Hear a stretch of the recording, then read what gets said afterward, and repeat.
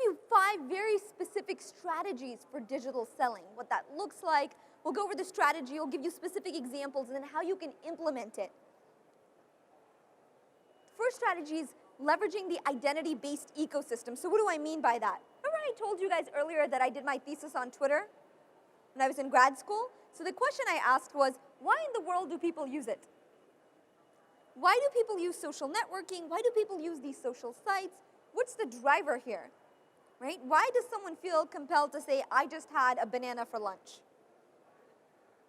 Exactly, you know what, I had no idea either. I was just really curious. It's like, I want to know why. And so in graduate school, I did my thesis and I figured out, maybe it's to connect with people, right? That was my hypothesis. Maybe it's to connect, communicate, just to feel that we're social beings. Maybe it's to connect with other people. I was wrong. That's the secondary reason people use social networking and social media.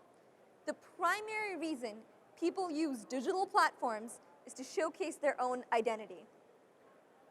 Okay? So now, before you start thinking, wow, that's so narcissistic, the world is a giant selfie, okay, you're right to some degree.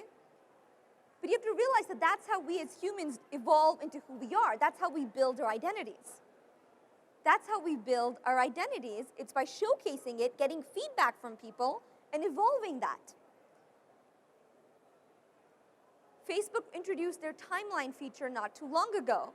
Many people were very frustrated, said, what's with the timeline? Why do they have to keep changing it? So Facebook's a very smart company, right? They understand something fundamental, which is people don't use Facebook to connect with their friends. Yeah, that's secondary, but the primary reason they do it is so they can post stuff on their timeline, right? So they can have a witness to their lives to some degree. Now, as marketers, if you can realize this and say, hey, how do we leverage this?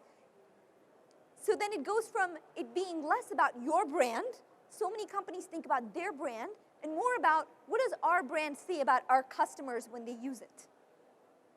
You guys follow? Yes?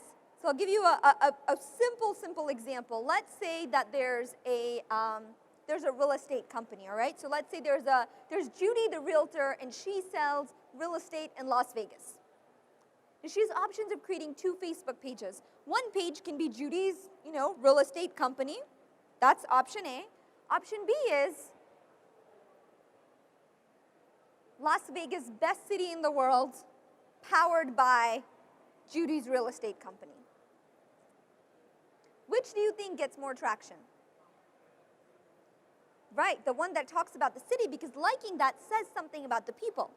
This is why local cupcakeries, this is why local businesses, this is why nonprofits have such an easier time sometimes with the digital world than B2B companies or B2C companies or companies for profits or even conglomerates.